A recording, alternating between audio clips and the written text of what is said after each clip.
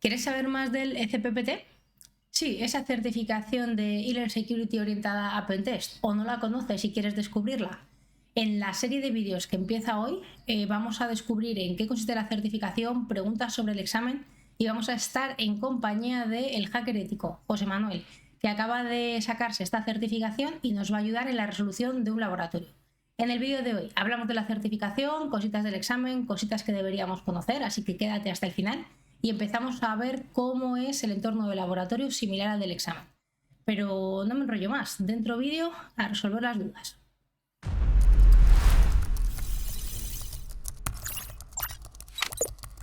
En el título hoy vamos a hablar de la certificación ECPPT de e-learning security, que me lío. Y nada, como decíamos, está con nosotros el hacker ético, que se la ha sacado recientemente. Y ya no es la certificación de introducción, que siempre hablamos de certificación de introducción para gente que está empezando de cero, que se empiece a familiarizar con la parte práctica del EJPT. Este es un pasito más allá. ¿Tú tienes el EJPT también? Sí, ¿Y has notado el desde cambio? noviembre. O sea, en noviembre JPT y ahora en mayo CPPT. Sinceramente, el EJPT se me hizo más complicado que el SPPT. Y no es broma. Y qué raro, o sea, está bien. Y eso, pero también puede ser en base al conocimiento que tenías cuando te enfrentaste a ella.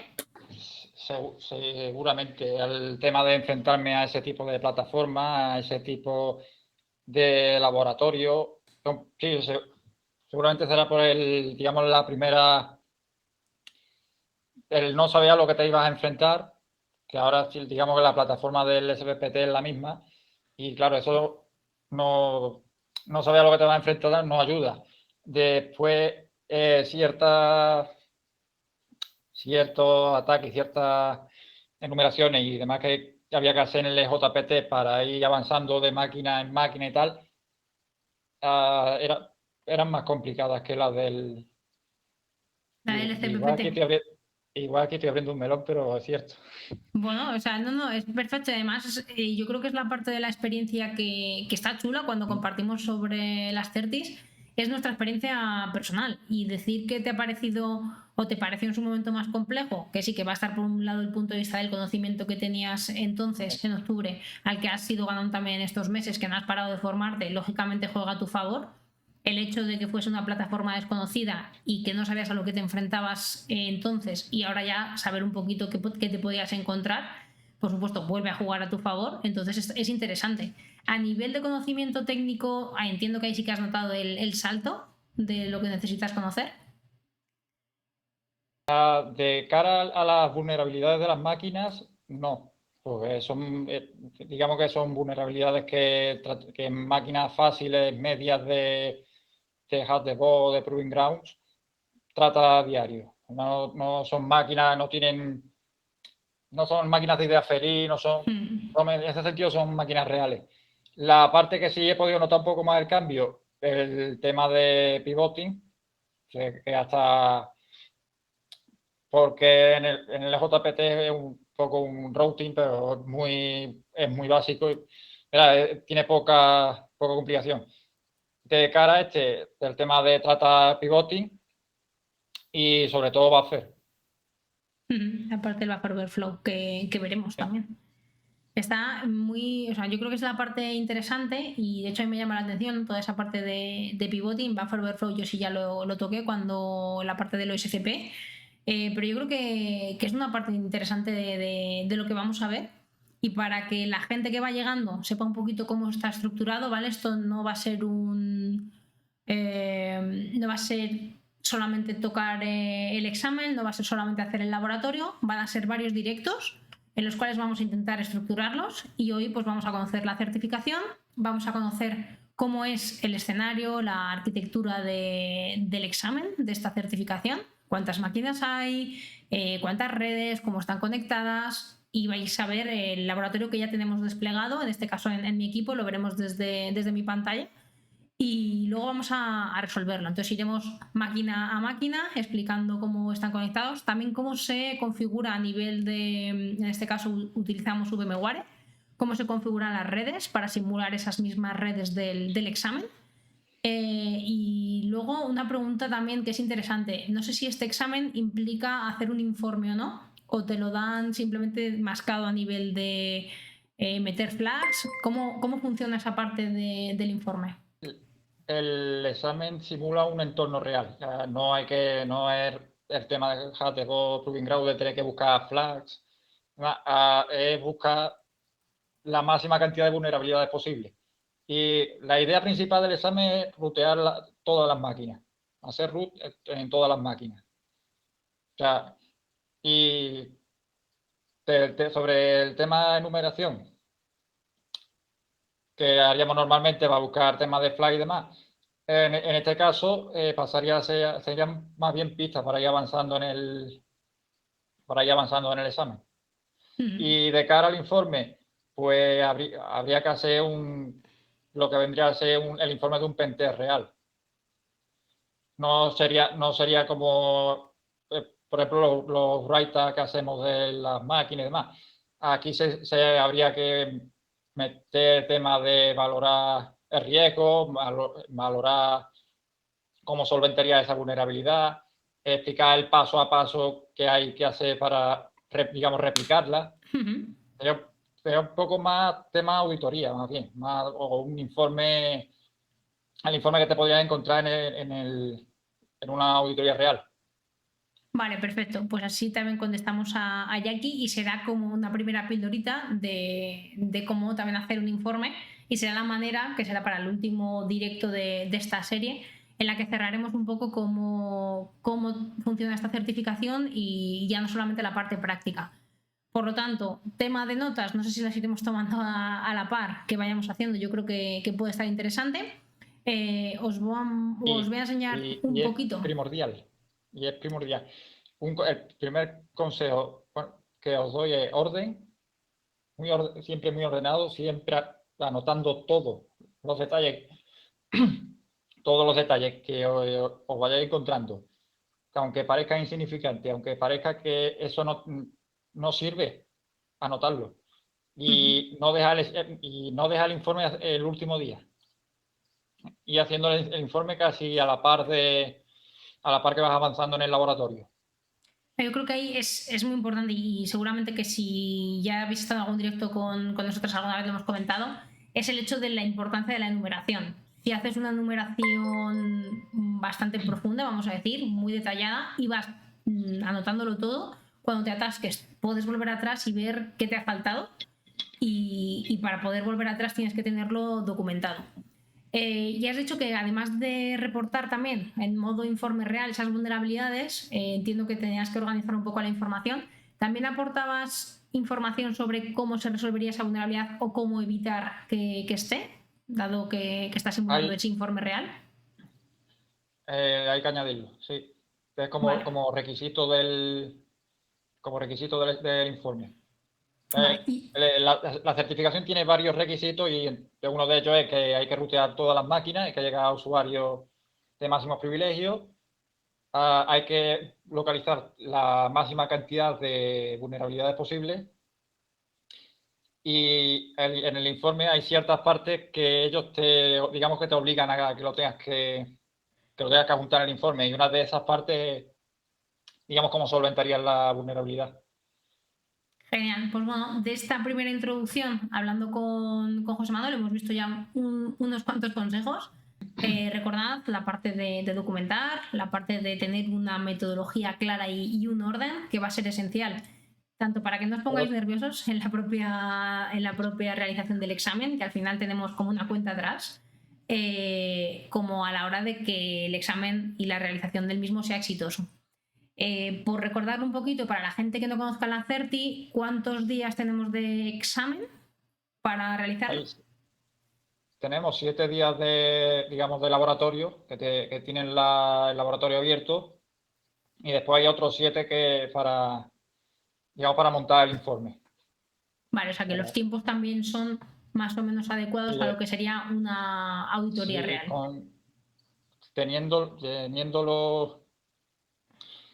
Teniendo los conceptos medianamente claros, da tiempo de sobra. Vale, ¿y qué ha sido, de todos esos conceptos, cuál consideras que ha sido el más complejo, el que más te ha resultado, si más difícil te ha resultado a la hora de hacer el examen? En un principio, cuando vi digamos, el contenido del examen, la parte que lo que entraba, qué conocimiento necesitaba, la parte de pivoting me daba un poco digamos, de respeto. El tema del uso de las herramientas, de cómo voy pivotando de máquina en máquina y tal. En un principio, digamos que era lo que más miedo me daba de cara Pero digamos que después de montar varios laboratorios similares al de los directos y tal, ese no, espera, hay que tenerlo controlado, hay que estudiarlo y demás, pero no es la parte más complicada. De buffer sí hay que tenerlo, aunque después de hacer varios y tal, os dais cuenta de que es muy mecánico, porque es cierto que es muy mecánico, es muy de tener una metodología y tal, hay que tenerlo muy controlado. Vale, o sea que destacamos entonces la parte del pivoting y del buffer overflow. Sí. ¿Cómo vamos a poner conceptos o técnicas que quizás Lo más sean interesante, más interesantes, la más parte más nuevas? importante es pivoting y buffer. Vale, perfecto. Y yo creo que más o menos con eso, vale, si recomiendas pasar primero el EJPT o directamente ir al ECPPT en base a ahora que tienes las dos, ¿cómo lo harías? ¿Lo has hecho bien? ¿O consideras que has hecho bien ese path? Que no hay un path perfecto, ¿vale? Para las preguntas. Esto también va a depender de la experiencia que tengamos previamente. Yo creo que la forma de hacerlo es la que he hecho yo. Digamos, la certificación, digamos, más introductoria y de ahí pasar al nivel, digamos, a un nivel superior. Hace falta del que no quiera sacar el que no quiera hacer el EJPT y tal. ¿Le hace falta de cara a esta certificación? Creo que no. ¿Es interesante hacerla? Sí, porque te prepara eso de cara a saber cómo funciona la plataforma, de cara a cómo el funcionamiento de las máquinas, digamos, te enseña cómo enfrentarte al examen. Aunque si por la razón que sea no se quiera hacer el JPT, no es obligatorio. Vale, perfecto. Pero además yo creo que depende sobre todo también del punto del que partamos, ¿no? A la hora de hacer esa certificación. Si a lo mejor ya tienes experiencia en pentesting o te has pegado mucho con Hack the Box, Proving Ground, con alguna plataforma de este tipo, el EJPT puede considerarse quizás un paseo, ¿vale? Que es barato, que es también la que nos podemos financiar de nuestro bolsillo sin que la pague la empresa. Es un precio asequible, son ahora $250, que ha subido un poquito. Pero bueno, es factible. Y sin embargo, si ya tenemos más experiencia, podemos ir directamente a por el ECPPT. Como hemos dicho antes, no hay un camino perfecto para el tema de las certificaciones y es una decisión personal. Entonces, en este caso, si partimos de cero, yo creo que igual como ha hecho José Manuel, quizás ese sería el camino lógico, ¿no? Empezar por los cimientos e ir construyendo poco a poco. Vale, ¿y qué más teníamos? Sí, bueno, para la gente que no la conocía, las certificaciones de Inner Security es esta primera de aquí, a ver si la carga, ¿vale? Es referido a pentesting, la que ya consideran como profesional. Además, bueno, Inner Security está haciendo cambios en sus certificaciones, si lo conocíais ahora hay menos, porque son menos específicas. Y bueno, aquí tenéis todo el detalle. Es una certificación que cuesta $400 y que de vez en cuando sacan descuentos. De hecho, hasta hace poco hubo un descuento de $100 para estas certificaciones que valían 400. Valía para todas menos para el EJPT. Y oye, son $300, que al cambio prácticamente son 300 euros. Y que, bueno, son más asequibles si queremos invertir nosotros mismos en nuestra formación. Y al final todo lo que sea invertir en nosotros y en formación es de las mejores inversiones que podemos realizar. A nivel de contenido no tiene sentido que profundicemos mucho más. Ya lo más interesante nos lo ha contado ya José Manuel. Y si os parece, que creo que podéis seguir dejando preguntas por el chat para irlas tratando. Si alguien entra después y cree que ya se ha tratado alguna, volved a preguntar, que si no lo hacemos en el momento vamos a irlas guardando para lo largo del directo. Y vamos a comenzar. Lo primero, creo que puede ser interesante, es que conozcáis cómo está estructurado la parte de las redes, ¿vale? Aquí ve corrigiéndome porque no me lo sé de memoria, me lo has contado ya, pero vamos a ir creando algo muy sencillito, ¿vale? Va a ser un pequeño esquema, voy a hacerlo más grande para que lo veáis vosotros también grande desde allí. Y ahí vamos a ir poniendo un poco cuáles serían las máquinas existentes, ¿vale? Voy a poner Máquina de máquina ataque. atacante, que sería nuestra Kali, nuestra Parrot, al final donde nosotros estamos cómodos, es nuestro entorno, la máquina que vamos a utilizar y vamos ya directamente con lo que sería en sí el labo, ¿vale? El labo tiene en total 5 máquinas en 4 redes diferentes, ¿correcto? A ver si me estoy columpiando. Y ahí también confirmadme si se ve. Este esquema luego lo vamos a ir adaptando, ajustando, le podemos poner colores y aquí comenzamos con un web server, si no me equivoco. Sí, Voy a correcto, que pintar... sería, digamos, la máquina de acceso a la red y que, digamos, en el enunciado de la certificación, pues ya se encargan de darte la dirección IP, el nombre y demás. No es necesario, digamos, enumerar la red buscando la dirección. Vale, eso es súper interesante porque al final también muchas veces cuando no sabemos a qué nos enfrentamos, no sabemos cómo nos dan esa información. Entonces, vamos a partir de una máquina atacante, o lo que no me acuerdo yo es de usar casi el programa, que nos conectaremos a ese web server y aquí os voy a ir poniendo los nombres que sí que los tengo y si quieres cuéntanos, igual que has hecho ahora, esta primera IP entiendo que es la que te dan y partes de una IP, de un web server al que tienes acceso. ¿Cómo tienes acceso? ¿Te dan una VPN? Te da un acceso VPN como el similar de cualquier plataforma de las que hayamos usado, de TraceHarmony, de HashiCorp. En ese sentido es similar. El acceso al laboratorio es similar.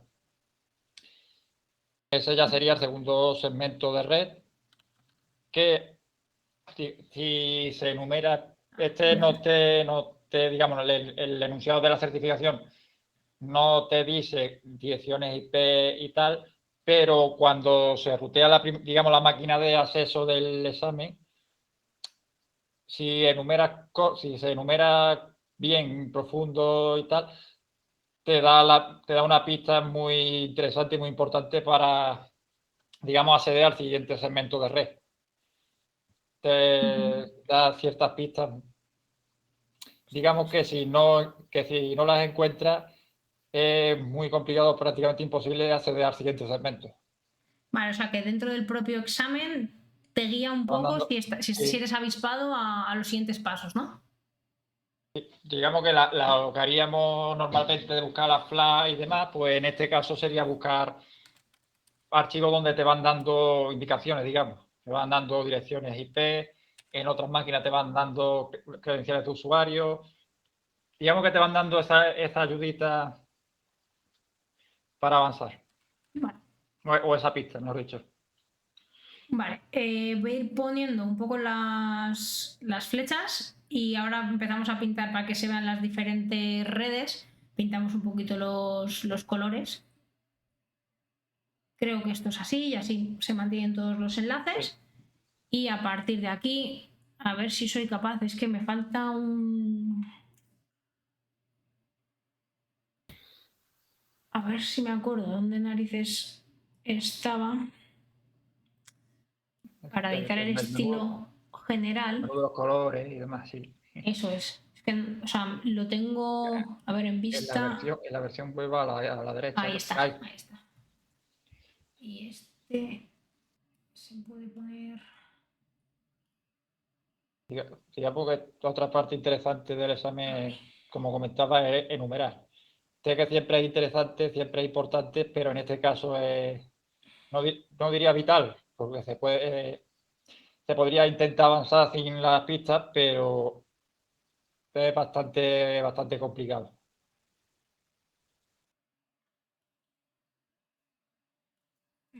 Y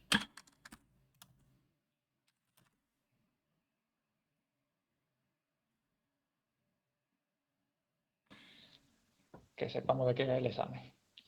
Eso es, ya lo tenemos ahí a tope. Luego ya lo podemos poner más bonito, pero básicamente partimos de un entorno con 5 máquinas, en la cual desde nuestra máquina nos vamos a conectar por la VPN que nos dan y tendremos acceso a una IP. Esa IP nos va a dar, nos la dan directamente. Por lo tanto, es más sencillo, que no tenemos que hacer esa enumeración inicial, sino que sabemos a qué máquina tenemos que atacar, por lo tanto, ese primer nmap ya sabemos directamente a qué IP lo tenemos que hacer. Y luego internamente tiene diferentes redes, las voy a hacer así sin relleno también, y ahora ya Digamos empiezo que a pintar colores, que empieza la fiesta. esta nueva red solo, digamos que la máquina Windows y la máquina Linux tienen conexión con el web server, pero esas máquinas ya no tienen conexión con nuestra máquina de con nuestra máquina de ataque. Que ahí Para es eso digamos, tendríamos. donde comienza. Dime, sí. Entonces se puede incluso, quitamos el relleno, como que hubiese una primera red. A ver si me deja. Una primera red formada por digamos, la máquina de ataque y la máquina de acceso, que en esa sí habría conexión, y a partir de ahí, digamos que ya la máquina de ataque pierde la conexión con el resto de máquinas. Vale, solamente tenemos. Vale. Entonces vamos a habría que ir pintar. creando los diferentes túneles, creando las diferentes redirecciones de puertos, creando las conexiones, las diversas conexiones. Vale, esto, a ver si me deja ponerle un transparente. Pero lo quiero en transparente.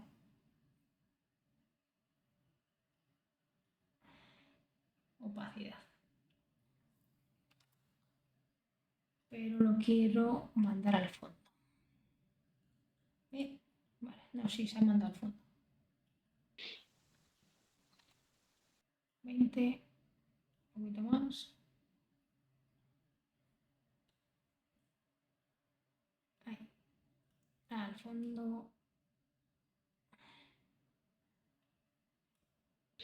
Al fondo del todo, amigo. La verdad que, como le digo a todo el mundo, si este examen fuera un CTF, estaría muy guapo. Pero el problema es que un CTF es muy caro. Claro, es que es la diferencia. Sí, luego este vídeo luego se subirá a YouTube. Haremos una serie de vídeos y se subirá. Así que no os preocupéis, que luego todo lo subiremos. Y si hay alguna cosa interesante, es posible que al GitHub, por si también queréis replicar el entorno que veamos aquí, ¿vale? Si os parece interesante, seguramente lo hagamos así. Entonces tenemos una primera red que conecta nuestra máquina atacante con el web server. De momento esa red, vamos a decir que es la única a la que tenemos acceso y será nuestro Punto de pivote. nuestra primera Nuestro víctima. punto de acceso. Eso es. Colorcito para esta. Esta la vamos a plantar en verde. Verde. Y el gradiente, pues en verde propiamente, con otro, vamos a ver si con un 30% le vale. Un poquito más. Un poquito. Otra cosa interesante, que aunque lo suyo es hacerlo de forma manual y demás, aprender a hacer tema de pivote con Metasploit. Interesante, porque te puede sacar de ese momento en el que no eres capaz de avanzar por la razón que sea, o porque has perdido el orden has perdido el orden del laboratorio y tal, y no sabes no sabes dónde tiene el fallo. Metasploit te puede sacar del lío. De hecho, Metasploits es muy interesante que sepamos utilizarlo. Es verdad que no tiene que ser nuestra primera herramienta, pero entender Es cómo interesante funciona. sí, es Eso interesante es. conocerla. Exacto, entender, y eso implica entender cómo funciona, entender qué es lo que podemos hacer con ella y cuándo podemos usarla, que nos va a salvar la vida seguramente en más de una ocasión. Sí.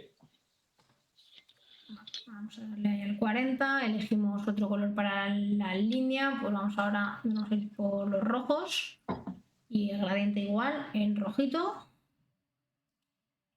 Y para mientras atrás. siga haciendo este esquema, es interesante que nos lo hagamos según vayamos avanzando en el examen, es interesante hacérselo.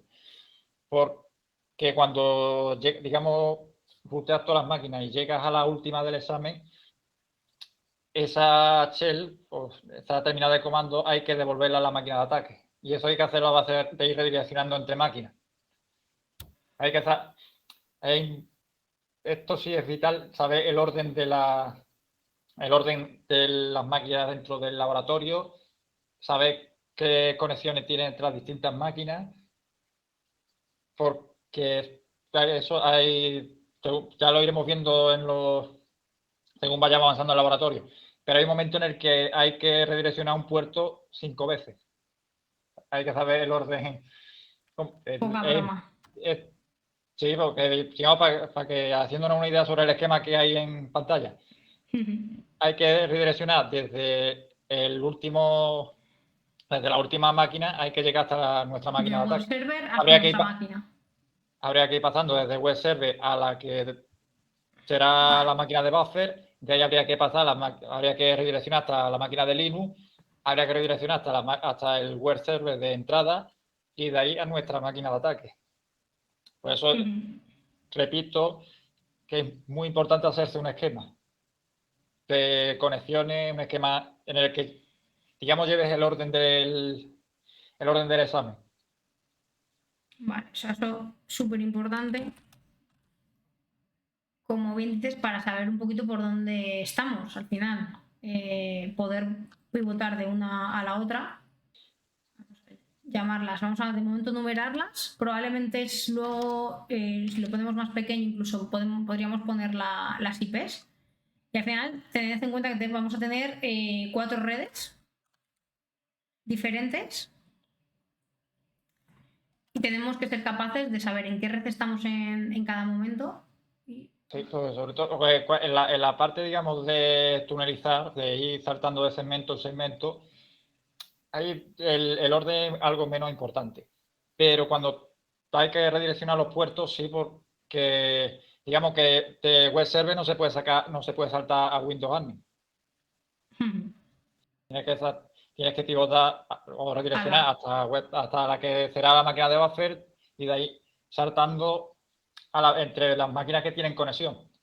Vale, esta es el buffer overflow y esta es el Windows Server. Esto no sé si está bien así puesto. ¿O esta no es buffer overflow? No, esa sí es buffer. La otra es Windows Server. Secret Server. Secret Server. Ah, Secret, joder. El servidor secreto. Este es el objetivo, claro. Con ese nombre no puede haber otro. Perfecto. Vale, pues tenemos un poquito el mapa de red inicial, ¿vale? Con el que vamos a partir. ¿Qué pasa? Que para cada red tenemos al final 5 máquinas diferentes, además de la nuestra propia, pero no solamente esa, nos hace falta también que esta es externa total, que es nuestra Windows para probar el exploit del buffer, que ese digamos que no se prueba directamente sobre el entorno. Sí, bueno, a ver si lo vas a hacer mal y dejas troncha la máquina. Que digamos peta porque mientras estás probando, digamos que el software craquea.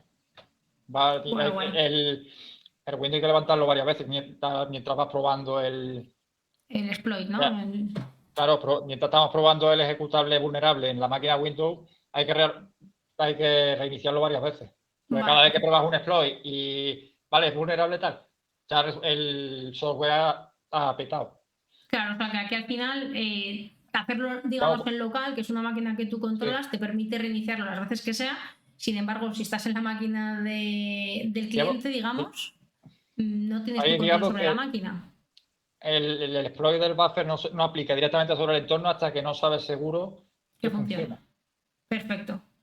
Vale, pues este es el escenario que vamos a tener, el escenario que tenemos montado. De hecho, a ver si os puedo... Veis ahí todas las máquinas que están aquí levantadas. Esto lo voy a dejar, lo voy a guardar. Interesante también para esto es tener un equipo fuerte, potente.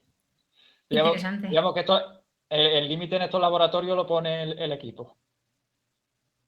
No se puede hacer todo el laboratorio, todo lo grande que quieras, pero el límite lo pone el equipo de cada uno.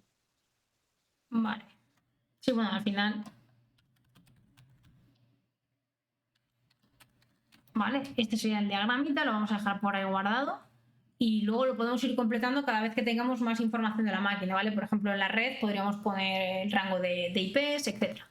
Esos rangos de IPs los hemos tenido que configurar nosotros previamente, entonces voy a minimizar esto, este tampoco nos sirve. Este es mi VMware y aquí veis que tengo 7 máquinas preparadas para levantar. Por un lado mi máquina atacante, que es mi Kali, y a partir de ahí el resto de máquinas. Pero para hacer esa configuración a nivel de red tenemos que saber configurar las redes dentro de VMware, más allá de bridge, NAT y host. ¿Vale? Normalmente pues, utilizaremos NAT, o yo por lo menos utilizo NAT para las conexiones, para la máquina cuando estamos jugueteando con Hack the Box, con Proving Grounds, en el resto de directos, pero aquí tenemos que crear otra serie de interfaces para ir generando estas diferentes redes, ¿vale? Una red 1, red 2, red 3, red 4, que en mi caso, aquí dentro del VMware, tendríamos que ir al editor de redes virtuales, Virtual Network Editor, y aquí en cuanto se abra, ahí se ha visto en la otra pantalla, esto os va a tocar verlo pequeño porque no sé cómo hacerlo grande. Por ahí, no me acuerdo cómo iba esto. Vale, ahí. Tendremos, en este caso, las redes del laboratorio son la 2, la 3, la 4 y la 5. Las restamos 1 y coinciden con red 1, red 2, red 3, red 4, ¿vale? La 1 será la 2, la 3 será, perdón, la 1 será la 2, la 2 la 3 y así sumándole 1, ¿vale? Se configuran como host only y luego lo que tenemos que hacer es levantar las interfaces de red en las máquinas que necesitemos en el momento que necesitemos. A ver si me deja. Buah, la estoy liando pardísima. Ahora sí, ¿no? Vale. Los atajos de teclado, que yo no soy M y a mí se me dan peor que a ella. En base a eso, necesitamos que la. A ver si esto aquí voy a necesitar que me confirmes, porque lo tienes tú más claro que yo creo. Cómo se configuran, ¿vale? Y para ello lo primero que tenemos que hacer es, a ver si tengo por aquí la tabla de chuleta, y esto lo minimizo. Vale, mi Kali vemos que tiene 2 adaptadores. El segundo adaptador va a ser el que se conecte con la máquina atacante. En este caso veis que es la VMNet 3, ¿vale? Entonces esta máquina, esta red tiene que tenerla también la máquina Empire, ¿vale? Que es con la que tenemos conexión. Entonces la Empire va a tener la 3 para empezar y la 2, ¿vale? Que sería como la 1 y la 2.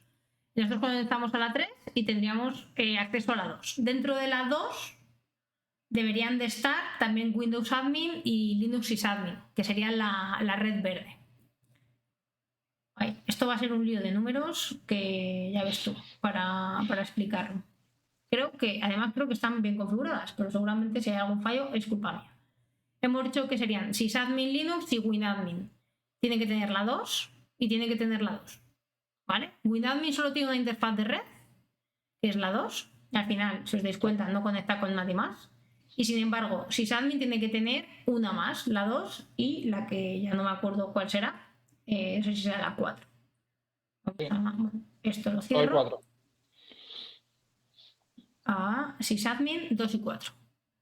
¿Vale? Y así vamos a ir siguiendo. El del buffer tiene que tener la 4 y la 5. ¿Vale? Recordad que la 5 ya es la amarilla. Tiene la 4 y la 5. Y por último, Secret Server solamente debería tener la 5. La 5. Sí. Secret Server tiene la 5. Aparentemente está todo bien configurado. Y luego tenemos por otro lado la máquina del Windows del Buffer Overflow, que no la vamos a necesitar hasta que lleguemos a este punto del LAN. Hoy las vamos a levantar todas para que estén levantadas y que sea realmente el escenario, y vamos a ver hasta dónde llegamos hoy. La idea es terminar hoy Empire. Además, Empire, para la gente que sigue el canal, le va a sonar, porque estamos utilizando la máquina de Empire Breakout de Bullhub como base para este nivel de redes. O sea que luego ya una vez desde este servidor es donde veremos ya el acceso tanto a Windows Admin como a Linux Sysadmin. Creo que no me he dejado nada. No sé si echas algo en falta. De momento perfecto.